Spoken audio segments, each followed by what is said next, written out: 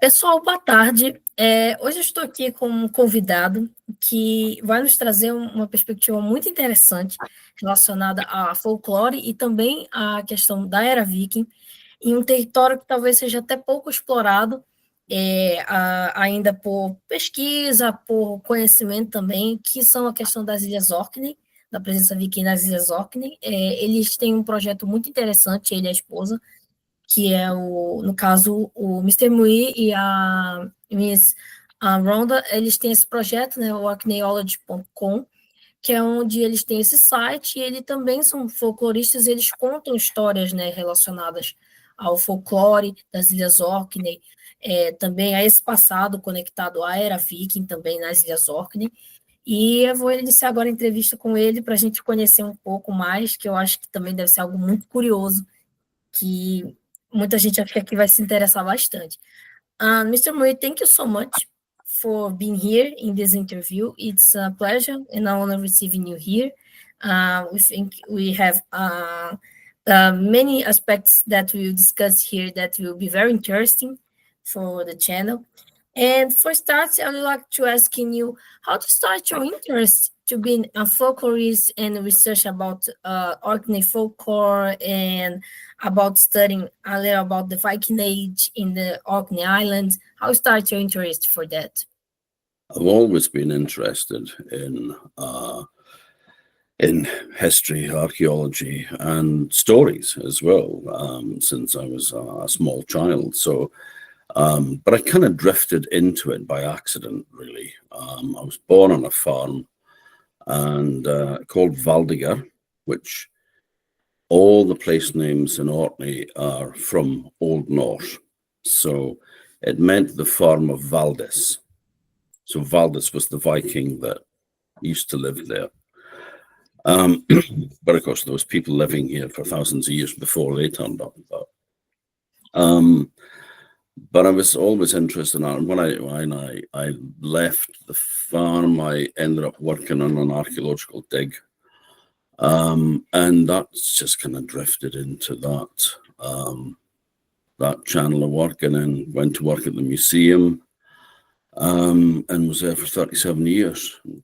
Just retired last weekend, so new adventures. But yeah, it's always been a lifelong interest, and everybody in Orkney knows about the Vikings because we're surrounded still by buildings and things like St. Magnus Cathedral. I mean, you know, you can't miss a gigantic cathedral built of red stone in the middle of the town, you know. But it's all from that period.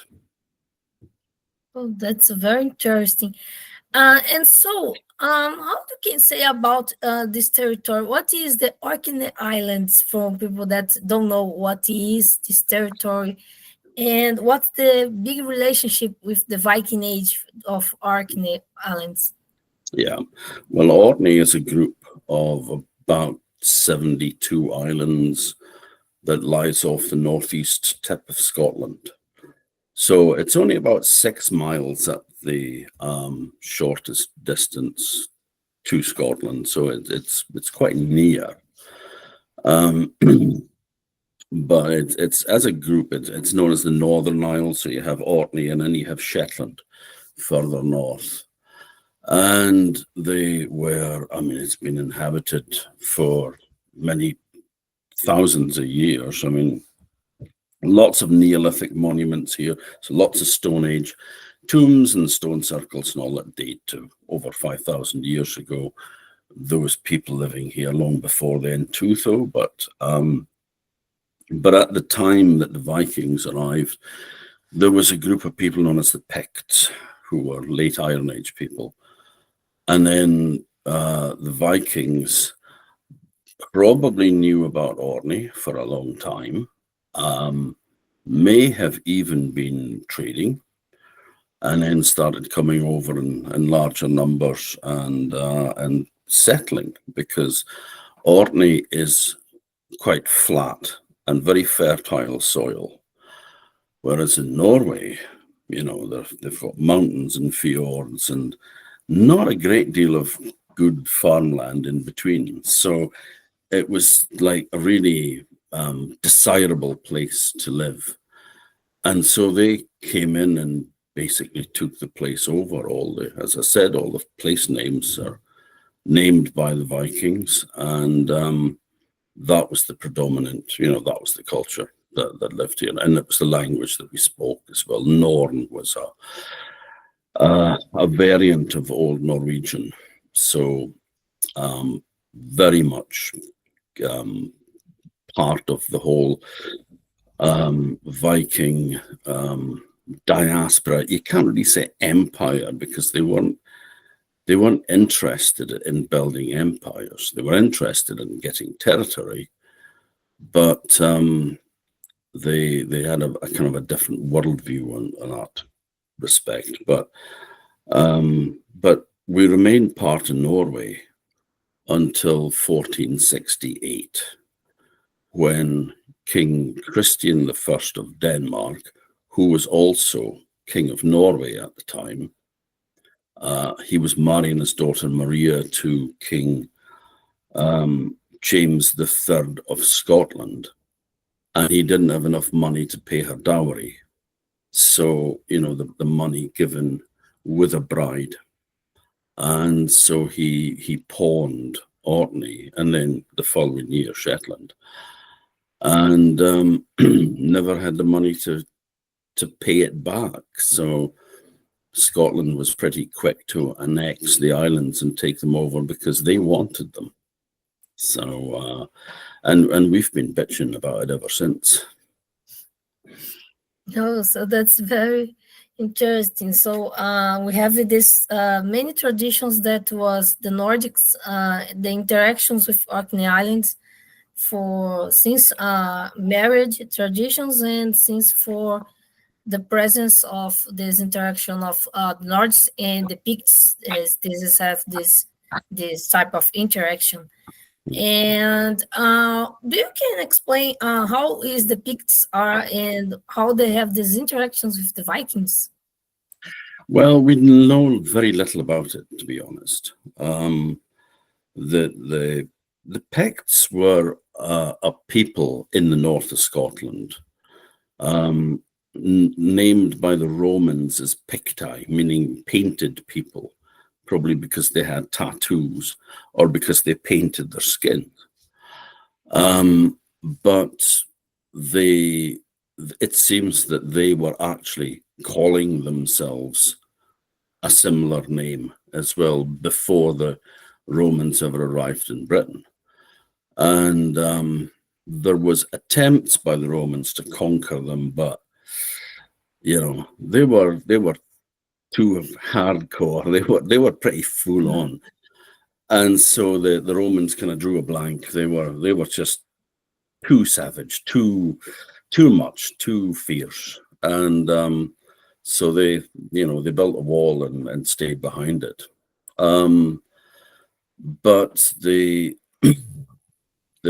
Pictish king ruled from around Inverness in the north of Scotland, and it was from around kind of 400 AD, and Orkney seems to have been absorbed into that Pictish kingdom at some stage in the 500s, but we don't really know anything about it.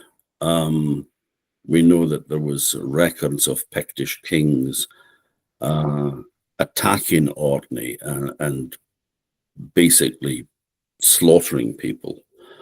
But they don't actually say why. But presumably they had taken over, control of the islands, and then there had been some kind of rebellion which they were trying to crush.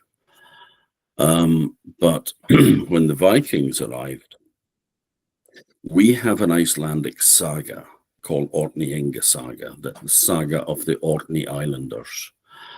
And it deals with the Jarls of Orkney, so the Earls, the people in charge. And it's the only part of Britain that has an Icelandic saga, because the Earldom of Orkney was second only to the King of Norway. I mean, it was a very, very powerful area, and a very wealthy, very rich area. But Orkney Saga makes no mention of it. They have a story of how the islands were given to a very powerful, like, right-hand man of King Harald Finehair of Norway, King Harald Fairhair, Harald Harfargi. His right-hand man was a man called Rogvald of Muir, and it was his family that ended up being the Earls of Orkney, and also the Dukes of Normandy as well. We're all related, but they they don't mention anything about Picts. There's no mention of anything. There is a medieval history called Historia Norvegia, written around the same time as Orkney Saga was being written down, about 1200 AD. And in it has this sort of mythological origin of Picts. It says that there was two races of people living in Orkney, the Pents, they called them, and the Papar. And the Papar were actually priests or monks. And there are place names: Papa Westry, Papa Stronsey, Pabdale, Pabli. There's place names that means the smaller island of the priests or the greater island of the priests.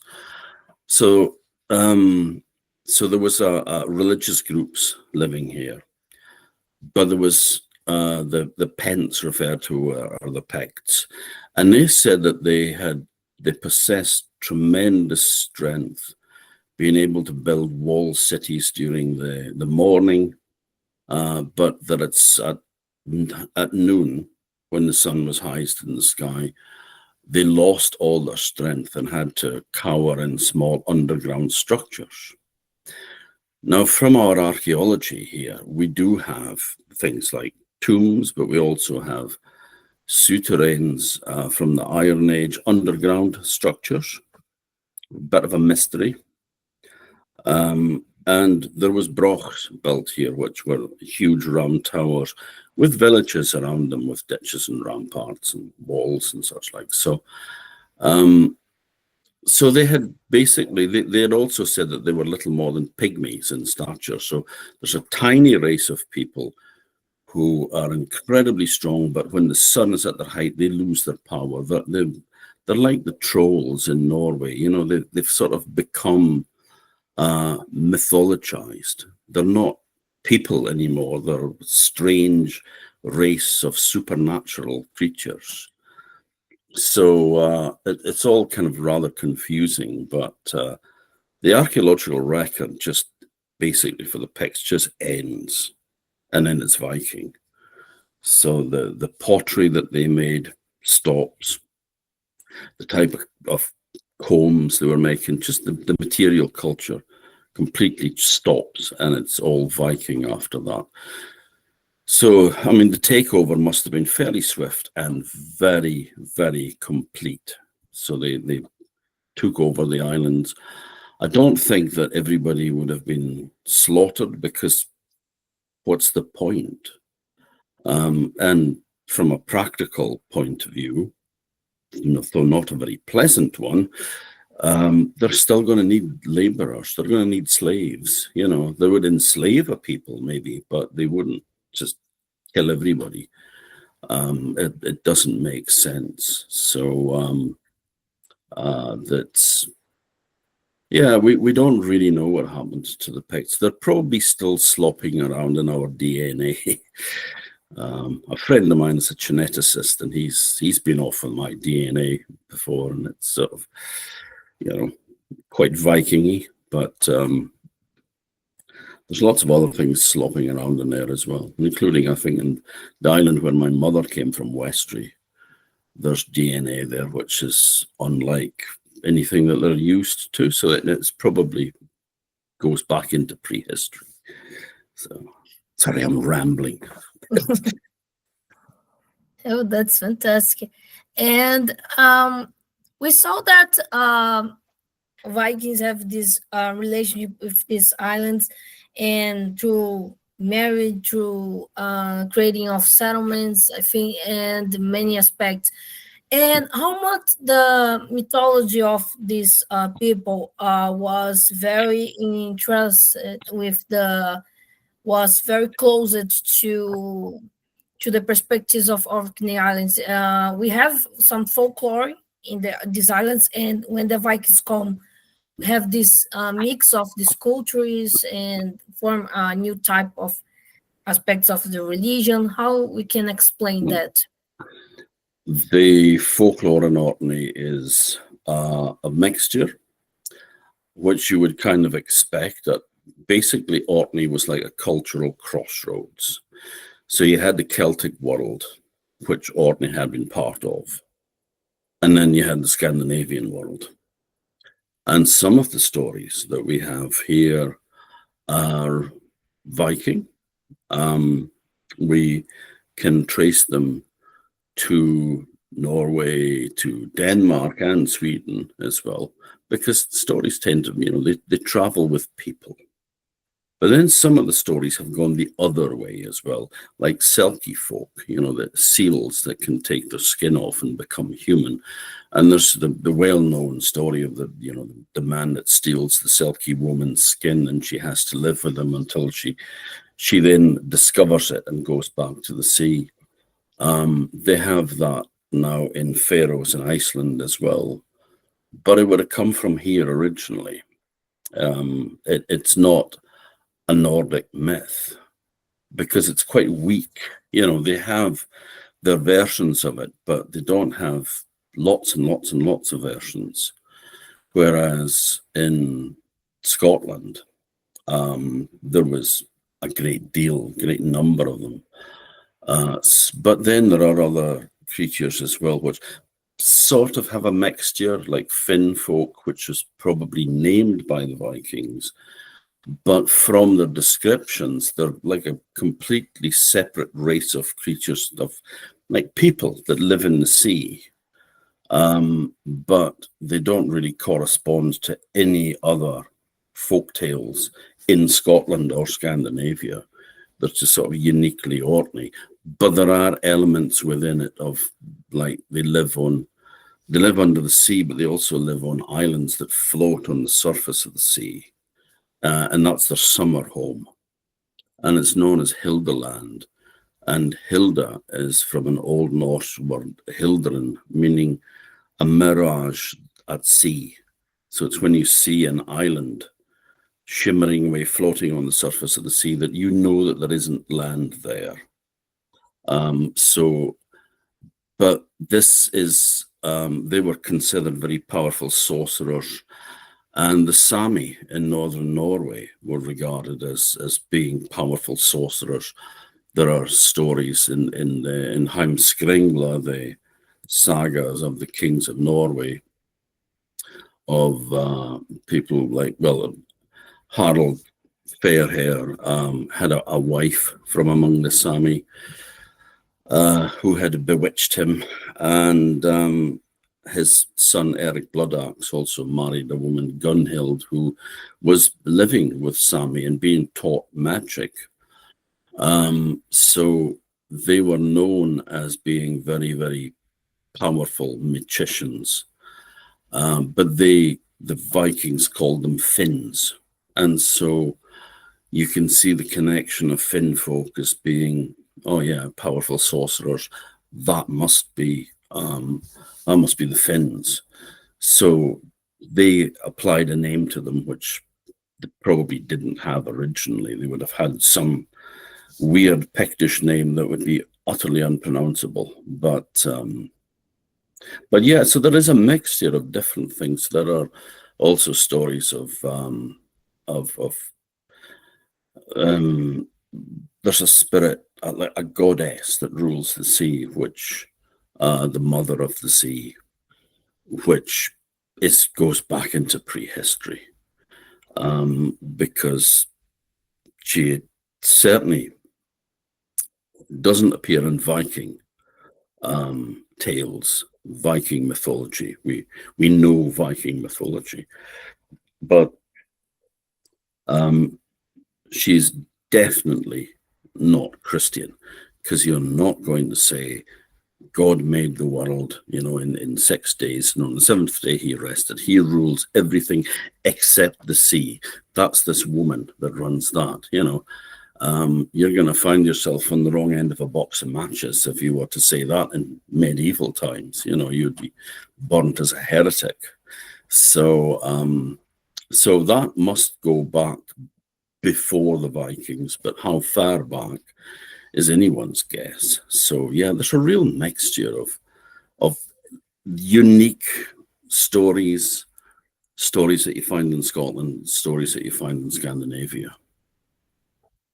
Oh, that's fantastic. I didn't know how was so intrinsical in both parts, because we saw that Nordic myths are in many aspects are very combined with aspects of other cultures that the Viking was since the Viking was in many countries, and we can say that Orkney gives some inspiration for.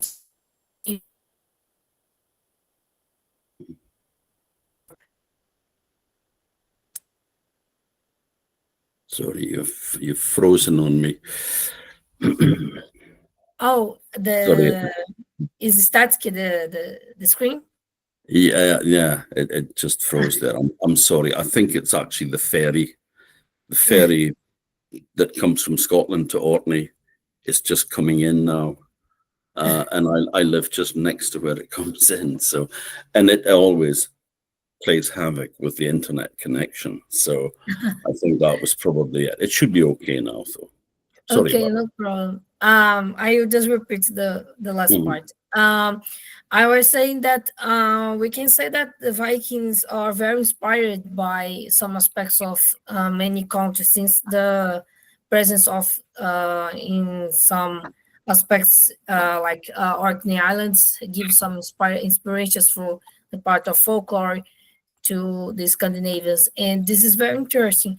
And we can say that these stories of Orkney Islands are very inspired from cultural and social aspects from their people. Example, we see that have many aspects of sea and some of aspects of the island and characteristics, and the creatures are intrinsic of like that. And what you can say this type of aspects in this type of folklore, how much this is influenced by the ambient that was uh, very showed in some these stories. I think that the one which is, I think, particularly interesting is called Asipatl and Mr. Stoorworm. Asipatl, meaning ash raker, is a boy, the youngest of 7 sons, who is idle, does nothing but lie by the fireside, raking through the ashes, but who then saves the day and kills a monster and marries a princess. In Norway, they call him Askaladden, the ash lad. And it's the same thing. He's the kind of good for nothing, useless, idle son who then does something incredible and saves the world, So we have that. The Stoorworm is from the Old Norse. Stoor means large, and Urm is worm is any serpentine creature. So anything like from an earthworm to a snake, to a dragon, to a sea monster. And that's what this is. It's a huge sea monster. And the story goes that, well, a very, very shortened version of it goes that the Stoorworm arrives at the land where Asipatl lives, and there is a wise man who says that it would only be satisfied if it was fed 7 maidens every Saturday morning. So 7 girls are placed on a rock, and then the monster yawns 7 yawns, flicks out its tongue, forked tongue, picks up the girls between the forks of his tongue and munches them down.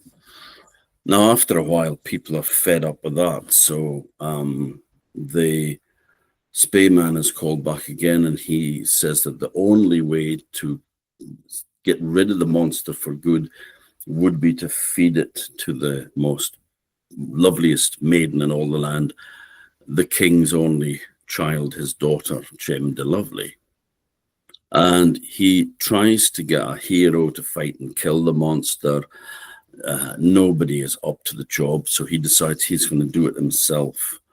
And the stoorworm is so big that it's wrapped right around the world, and every time it moves, it causes earthquakes and tidal waves, and its breath is poisoned and kills anything it touches.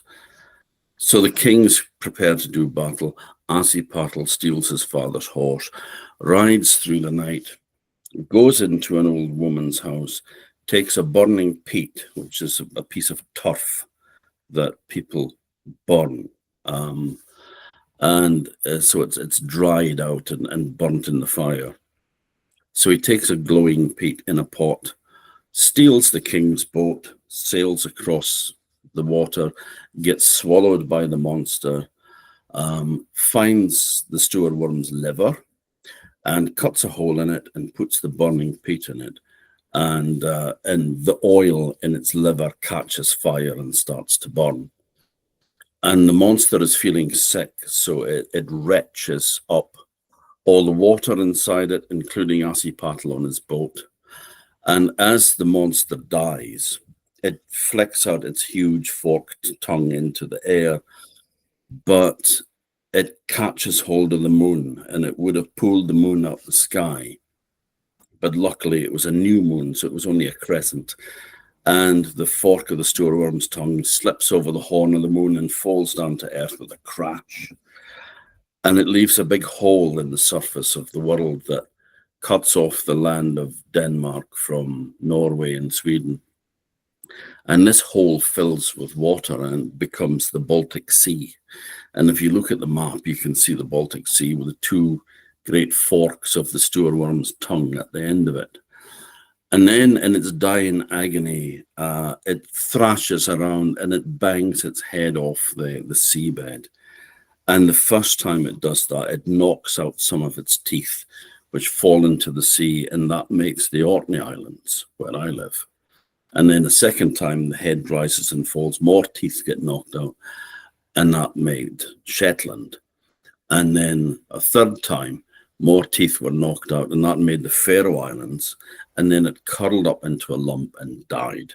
And there it remains to this day as Iceland. And the reason why you have the volcanoes there with the fire coming out of the mountains and the boiling water gushing out of the ground is because the stoorworm's liver is still on fire. So Ashiepattle gets a magic sword, the kingdom, and the princess's hand in marriage. And so all ends well. Now, I told that story at my son's school when he was 5. I used to get pulled in to do stories with the kids on a Monday, which was my day off. And my small child is now 36. But when he was 5, I was going in there and telling the stories. And that night he said, "Can I take an atlas to school with me tomorrow?" And I said, "If you want, but why?" And he said, "I want to show them where the Baltic Sea is and where Orkney and Shetland and Faroes and Iceland is." And it just occurred to me that actually what that story was a road map of the North Atlantic for a Viking child. You knew exactly where all these things were and what they were like. So I always like, and of course the the obvious connection there is Jormungandr, the Midgard serpent, one of the monstrous offsprings of Loki, who is wrapped right around the world, biting his own tail, and who spews poison.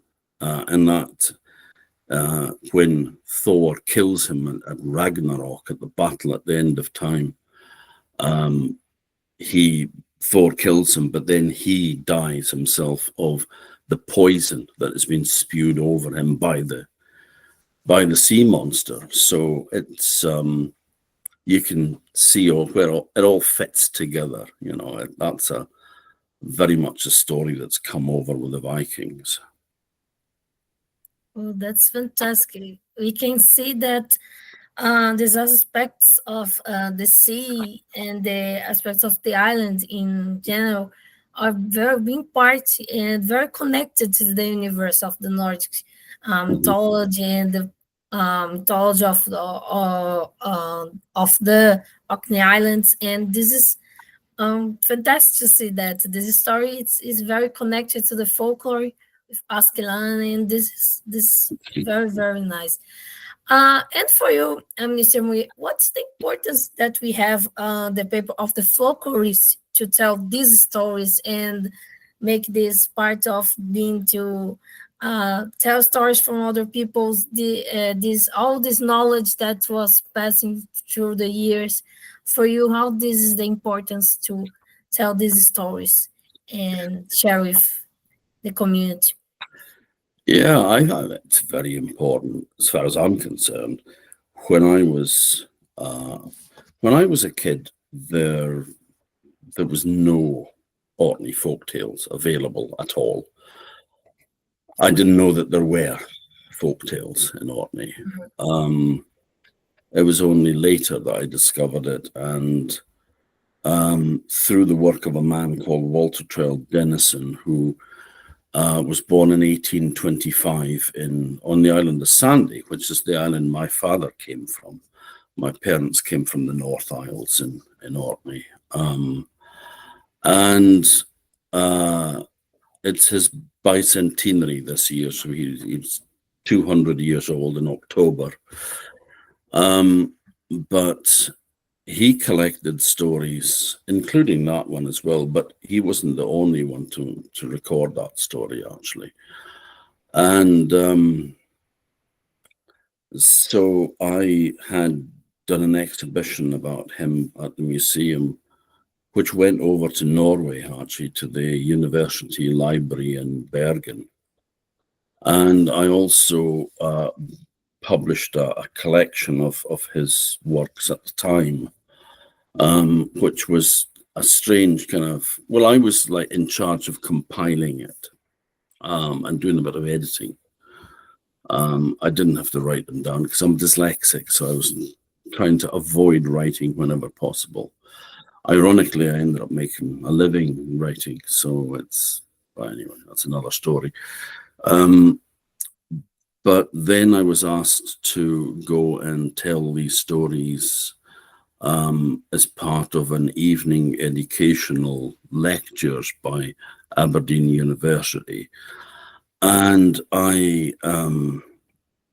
thought it would be more entertaining just to give a brief description and then tell a story, because that's what I would enjoy, you know. And I hope that other people might as well. And that's kind of how it started with storytelling. And then I gathered as many of the stories I could find. And me and my boss at the museum, who was also an artist, he used to be the principal art teacher at the school in Stromness. We did this collection called Mermaid Bride and Other Orkney Folk Tales, which was published in 1998. So it's been around for a while and still in print. But then through the museum, I was going into schools and telling stories to the kids. It's part of our heritage. It's part of who we are. And I mean, Orkney's changing dramatically. There is people are, coming in and settling from all over, and so it's changed immensely since I was a kid, and I mean, grown as well. All the towns are much bigger and such like. But it's still the story of the people that lived here and what they believed in.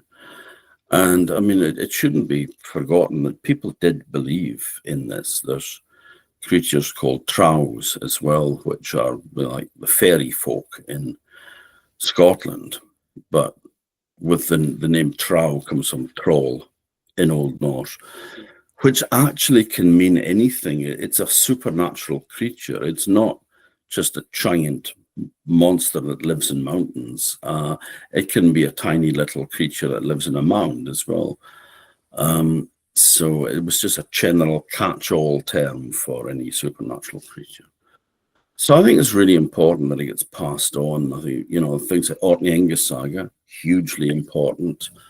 But also the folk tales as well, because that's what the people believed in.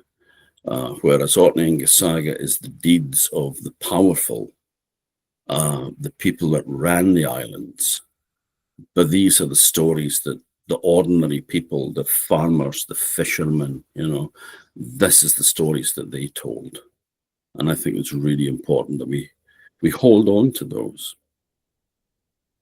We can say that people nowadays in believing some of these folk tales, or they just say, this is a story that my mother and father told me when I was young and I don't believe anymore, or people that adults say, no, it's true. We don't want to play with this because this is true.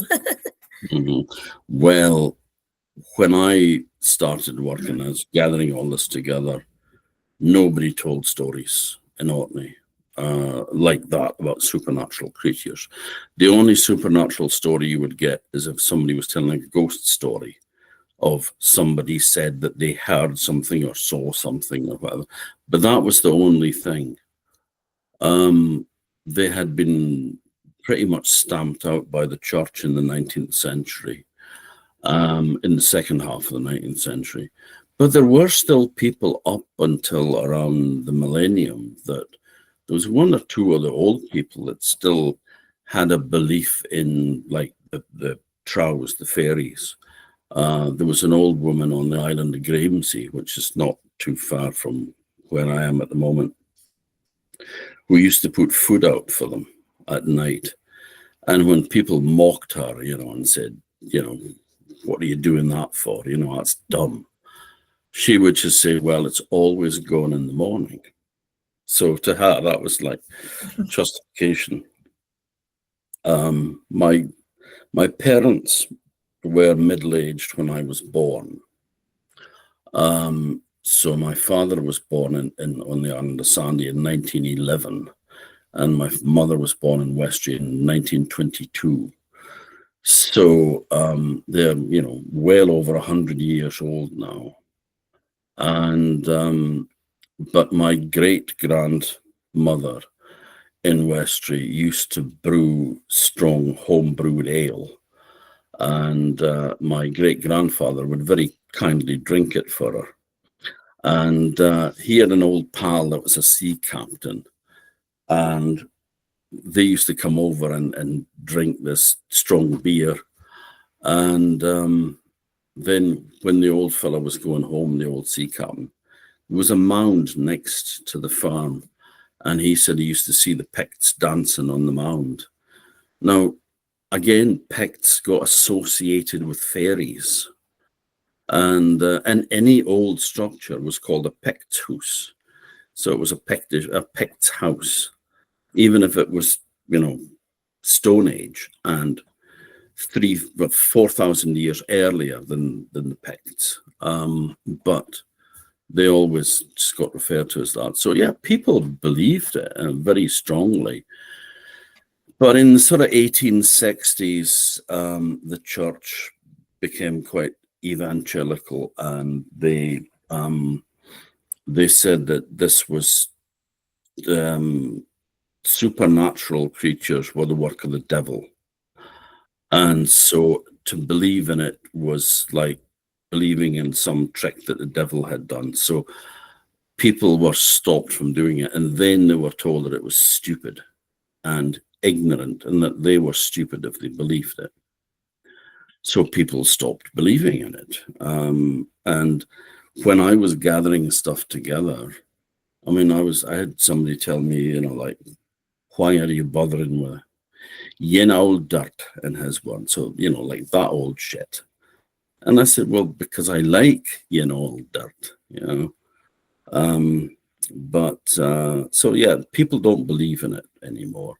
There are some people, though, that I know, but who aren't in Orkney, but there are storytellers as well, like myself, who do believe in Selkie folk and in fairies and such like. And why not? I mean, you know, it's not hurting anybody believing in something. If you then start preaching hate because of it, then that's wrong. But, you know, if you want to believe that there are another hidden realm, then why not? Yeah, I think it's for me, it's okay if people believe in that. It's fantastic because I think Selkis was one of the most folklores that people would like to know. Oh, this is a creature that was part of a fish and part of a woman, or they are totally transforming into a Mhm. seal, and this is have many types and aspects of Yeah, in this there's folklore.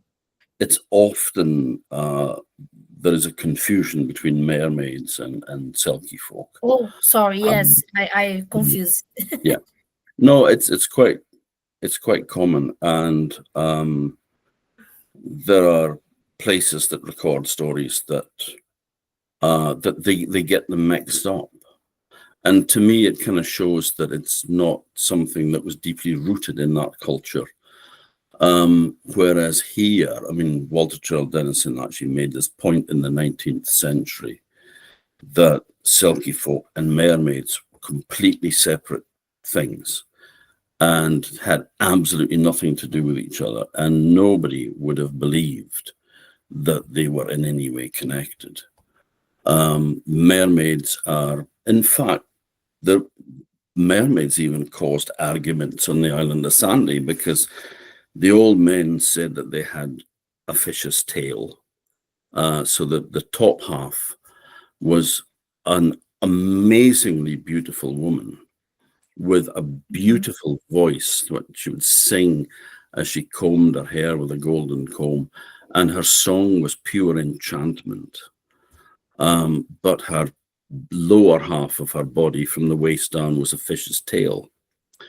And the old women said that they were foolish because what it was actually a beautiful embroidered petticoat, like a skirt that could be fastened closed over the woman's feet when she was in the water, so that it looked like a tail. And this appears in a couple of the Orkney stories where there is this petticoat, this dress, this skirt that is twisted into the shape of a tail and can actually be moved. It moves of its own volition. But underneath it, she's got a pair of legs and feet. So there's that. But then Selkie folk were said to be the souls of people who had drowned. And they are seals, grey seals, the large ones.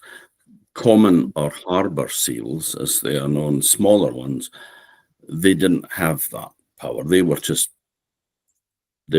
seals. But Okay. the big ones, which are considerably larger than the small common ones, they were the ones that at certain times of the tide could come ashore at night and take off their skin. And dance in the moonlight in human form, but as soon as the sun rose, they had to be back in their skins and dive into the sea. Yeah, I completely changed with the mermaid. Silk is one of that she dressed the skin of the seal, right? Yeah, she's a shapeshifter. Yes. I Mhm. was completely because mermaid was they have the tail and the silk is dress the Mhm. is Mhm. it's Yeah, sometimes I change the myth, but I yeah, remember yeah. when you Oh, you're told. not you're not the first. Let's do it. Don't worry about it. Yes, it's a fantastic myth. I think have a studio called Cartoon Saloon that they made an animation about Mhm. this myth, Mhm. and I remember that because of this scene of this woman that she have a coat made of silk and she put and return into the sea and transform into a seal. Mhm. It's incredibly popular story, especially among women and girls. It's not restricted by any means to age. I just told the story on Friday at a school here on one of the South Islands, an island called South Ronaldsay, which is connected with causeways now. But I used to do this at work, but I couldn't make it fit in. There was two schools down that way, and it just didn't fit in with them or with me with work because either they were on holiday for Easter or I had a week off as well. And then I was setting up an exhibition and then I retired. So I said, well, I'll just come down and do it anyway. So I went down and the small, even like the small kids, love the Selkie story, but the girls especially resonates. And it did with Rhonda as well, because that's how we met. I mean, she was writing a young adult fantasy about Selkie folk um, and contacted me through the museum to ask about it and also about life in a place called Rackwick on Hoy around the year 1900. And so I was just giving it them, this is what they would have done every day, and this is the equipment they would have worked with, and this is the sort of thing that they would have done, like with preparing the land, going fishing. So that's how we initially were in touch with each other. But and then there was a long time of not being in touch, and then we got back. She got back in touch with me, and the rest is history. But yeah, I know the Selkie story is it's one that has been adopted by the Scandinavians. You find it in, like I said, in Faroes and Iceland, and they kind of claim it as their own. But it's not. It's one of the stories that it's known as a migratory legend. It migrates with people from one place to another. They take the stories with them. So it's a lovely one. Would you like to hear one? Yeah, you can. You're You under can. no obligation. you know? No, what you can tell, I love to hear folk stories. I love. Okay, well, I'll tell you my favorite Selkie story. Mhm. Now, there was a young man who lived in the East Mainland parish of Dearness, and he was walking home late one night, and he heard the sound of music, which was unusual, and he didn't know where it was coming from, but he was curious. He wanted to know. So very carefully, he walked along the shore towards the sound of the music. But he knew that he had to be careful because he didn't know who these people were. They could be a band of robbers coming in to steal sheep or something. They might slit his throat just as easy as they would slit a sheep's throat. So he had to be careful. So he hid behind a piece of rock that jutted out from the small, low cliffs. And he peeped around the corner and the beach was rocky, but then there was a beautiful sandy beach. And sitting on a flat rock were two men playing fiddles, and that's where the music was coming from. And on the beach, dancing, there was a group of people. And around them, there was shapes like animals lying asleep. So curiosity again got the better of him, and he got down on his belly and he crawled along the shore among the rocks and the seaweed down to the sand. And he came to where these animals were sleeping. And when he got there, he found out that they were seal skins, empty seal skins, not animals at all. And he knew then that this must be the Selkie folk. This was the night that the seals could come ashore, take off their skin, and dance in their human form. Now, one of the skins was much more beautiful than the other ones. It was soft and silky feeling and silvery color. So he rolled it up and he put it under his jacket, and he very carefully crawled back to his hiding place, and he watched them dance throughout the night until in the morning the sun started to rise, and as soon as it got light, they all ran down to their skins and pulled them back on and went back into the sea as seals, all except for one young woman who frantically searched among the rocks and the seaweed for her skin, but she couldn't find it. And as she got more and more desperate, she ran right around the corner of that rock and right into the young man's arms. And when he held her and looked down into her face and her big, brown, frightened eyes, he thought he had never seen such a beautiful woman before in his life. And he knew that he would never rest, could never be happy unless he had her as his wife. She had other ideas, mind you. She punched him and slapped him and kicked him and bit him and scratched him and squeaked it out to her in the Selkie tongue, because the Selkies have their own language as well. But he was larger, he was bigger, stronger, and he carried her home. And he lived with his mother. Now, his mother was no fool. She knew fine who this girl was, or should I say, what this girl was. When he came in through the door with a girdle and a seal skin, she knew. And the Selkie woman just sat by the fire and sobbed, wept like her heart was breaking. And the old woman took pity on her. She felt sorry for her, and she went and spoke to her softly and tried to calm her down.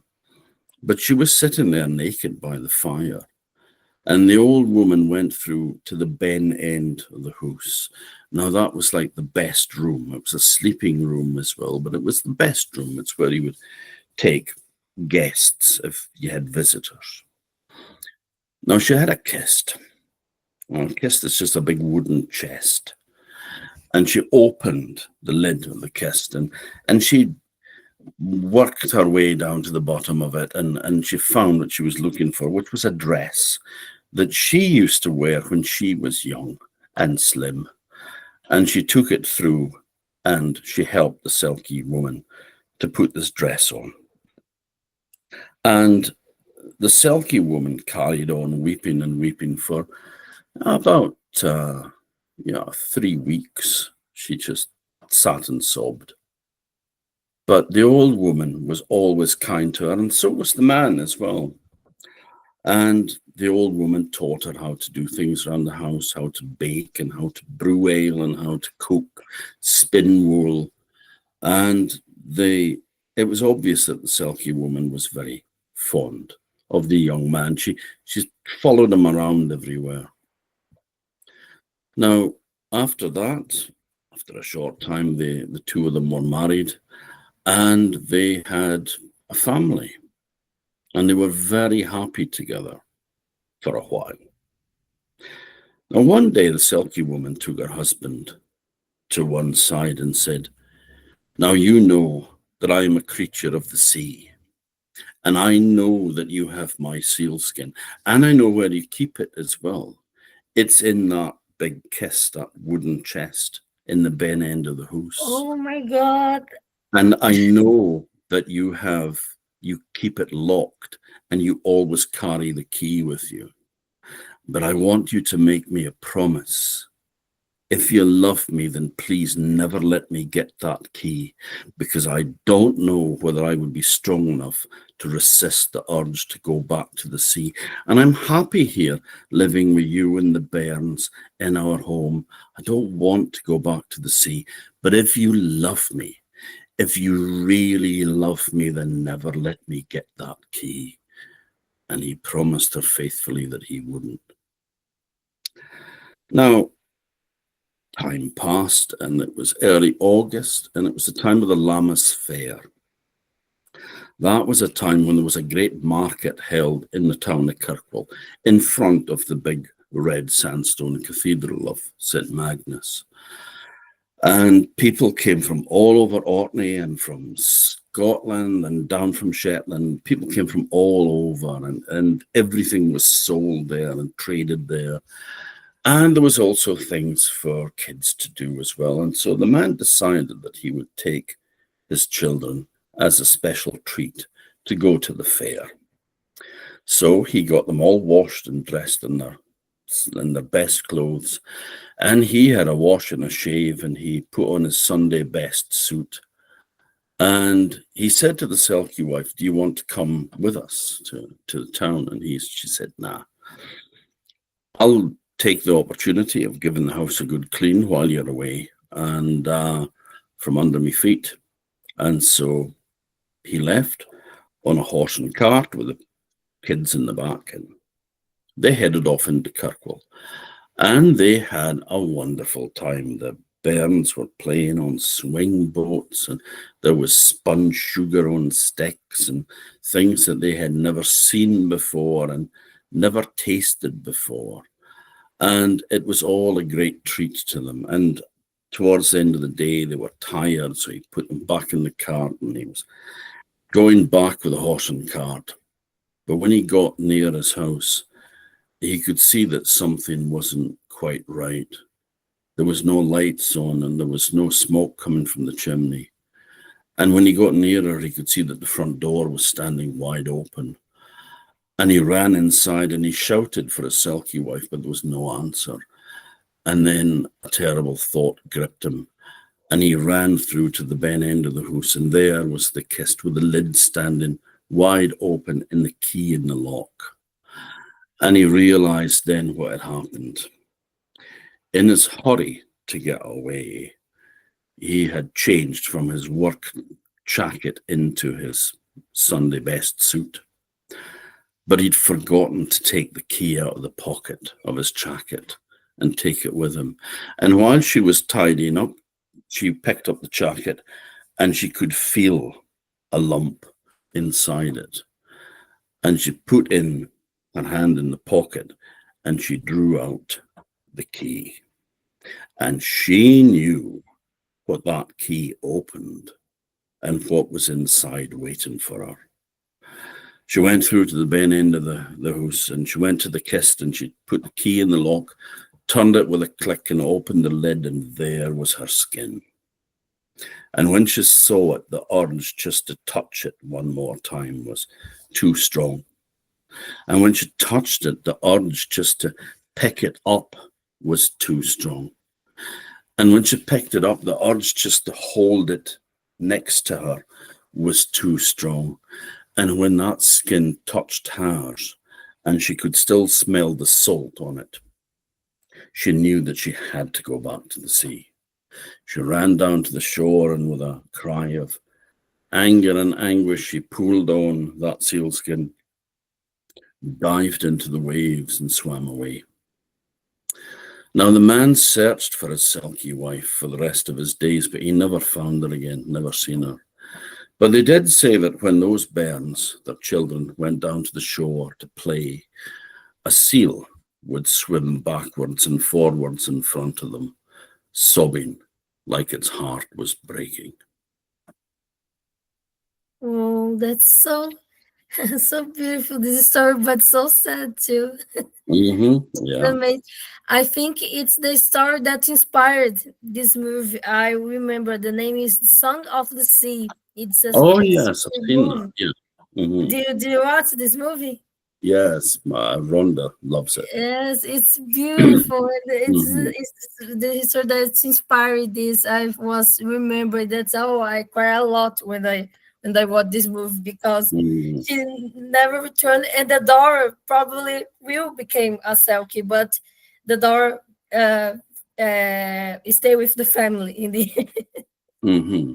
and don't turn the leader of the Selkies because the tradition in the family in the movie the woman it's a leader of the other Selkies and the daughter don't choose to do this continue this tradition. Hmm. Oh, that's Yes. amazing! It's beautiful. I never saw the original story, and that's fantastic to hear Mhm. this. I think That's the channel will be very very pleasure. that's one of them. I mean, there are many variations. There are many versions of it. But yeah, it is a beautiful story, but it is tragic. But Yes. yeah, but life can be. Yes, I actually, fantastic. I actually just wrote a book just last month. Um, I was asked by the History Press to write a collection of stories for them called Scottish Folk Tales of Love, and that was the story that I put in was that version of the Selkie story because it is about love. It's about not wanting to leave the man and your children that you love, but you can't deny who you are. So it's a tragic but beautiful story. Yeah, it's fantastic story. Yeah, hearing the original story and watching the movie, it's amazing because it's beautiful to see uh, all this story working in the scenes, and you see the father became a person that was very very angry with all the situation, and he wants to um, be with his wife, but it's not possible because she had to return to her original home, and this is very Mhm. very fantastic to hear. Thank you for sharing the history for with So, us. It's amazing. And for finishing the interview, I'd like to you explain about your project, archaeology, that you have with your wife, and aspects that you pass with the museum that you work in the Arctic Museum that you can explain about this museum too for mhm, people that want to visit one yeah, day. yeah. Um, the website was very much my wife's idea. It's called orkneyology.com. Like archaeology, but Orkneyology, all things Orkney. Um, I will be expanding it quite a lot over the next year or more because I've got time to do it, when I retire. Well, maybe.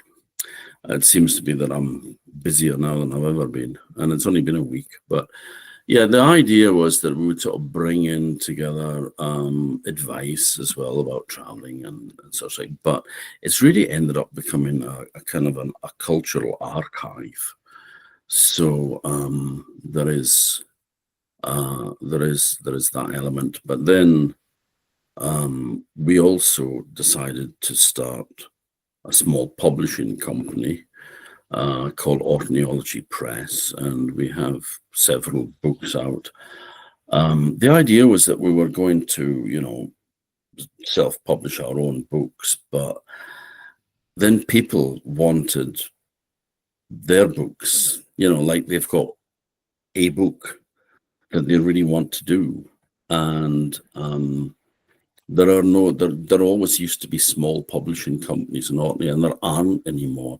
And this is an extremely literate place. I mean, this is a place that takes their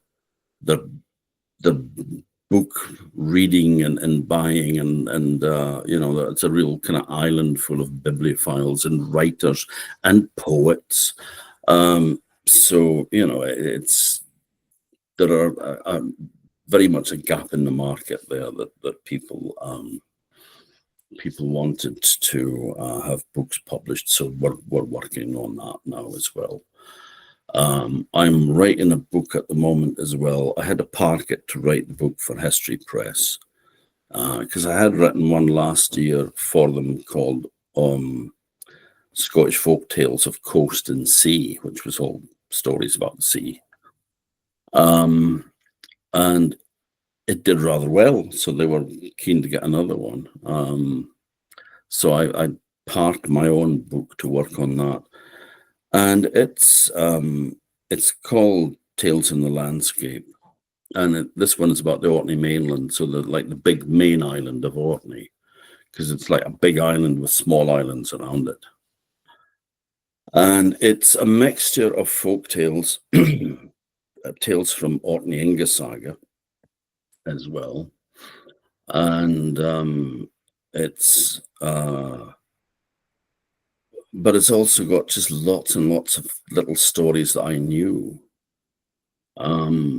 So some of them are more modern, but some of them are quite old. So it's basically like you can actually go to a place and this is the story that happened there. We also have a podcast, and this year, there's two of them that's been on this year, has been parts 1 and 2 about the Orkney Inga Saga, so that the story of the Viking Earls of Orkney. I have got to do part 3 probably this week, but I mean, it comes out once a month. It's called Hour with the Moon, which is an old Orkney expression that means people would say, I'll come and visit you, I'll be over with the moon. So I'll be over with the moon, meaning that when the moon is full, I will come and visit you. Because this is back in the days when there weren't torches and, there was no lights other than natural light. So in the winter, which is when people did most of their visiting, because in the summer you were working in the hay and, there was lots of farm work to be done. But you would come over, in the winter time, you would wait until the moon was full, so you could find your way there and back. So I just like that expression, so I decided to use it. And also we bring out the podcast on the night of the full moon. So, and it's a mixture of different, people that I know that I'm talking to. A lot of it in storytelling, but, not necessarily always. So yeah, it's been... that's been fun. During lockdown with COVID in 2020, I wanted to do something to try to help people get through the day.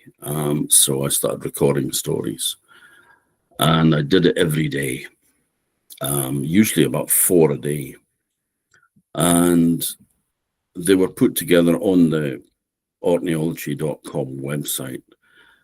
Called Tales for Troubled Times, and it contains loads of Orkney stories, but also stories from all over, kind of Northern Europe. And so it ended up being about 170 stories, and some of them are like a few minutes long, some are over an hour. One is just about 2 hours long. So, and they're all there, and it's all free. You can just go and listen to it. Recorded live, one take, attic bedroom. So it's there, stumbles and mistakes and everything is just left in, no editing. So yeah, that's what we've been up to, and we'll be doing a lot more. working with a friend of mine on a collection of Icelandic folk tales as well. So some real good old Viking-y stuff in there too. And beautifully illustrated by a young artist called Hester Asplund, who I just found out about last year, and we've got quite a few projects lined up. So yeah, it's kind of been a busy time. The Orkney Museum is the main museum for the Orkney Islands. It contains archaeology and social history.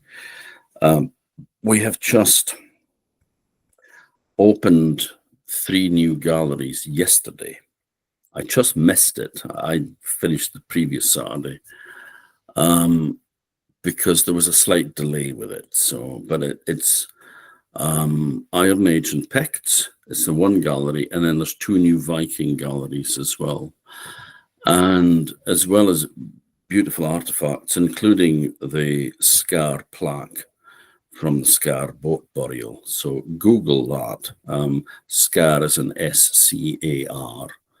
And it's a whalebone plaque that was used for smoothing linen on with a glass linen smoother, and is linked to the cult of Freya, actually, but it's another story.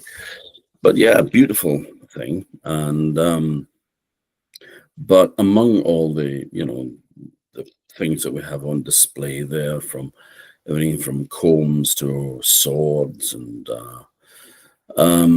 rune stones, and that's loads of other things, beads and the usual kind of things, brooches.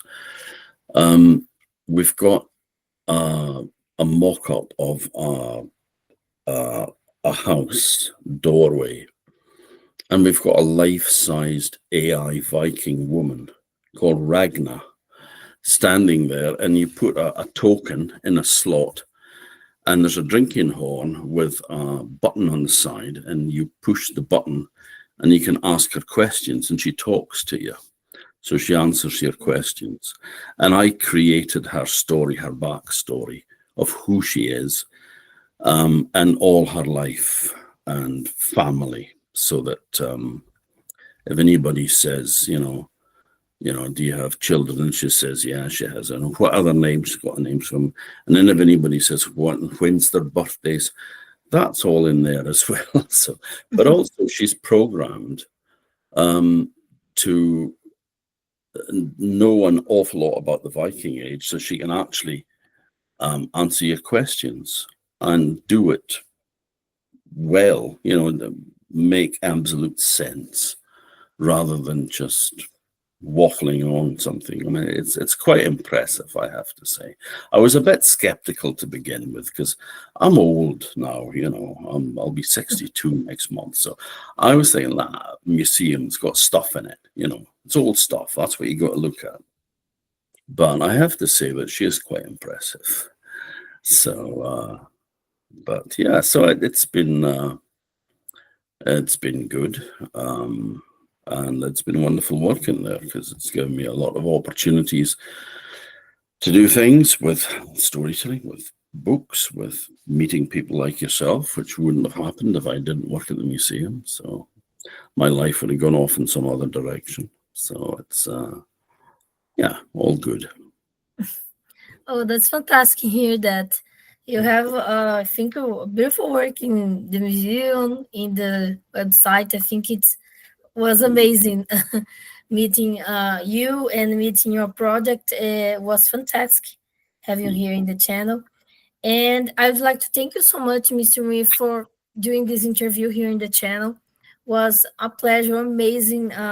Learn many stories, learn about the Vikings in the Orkney Islands, the participation of them in many aspects of the cultural society of these islands.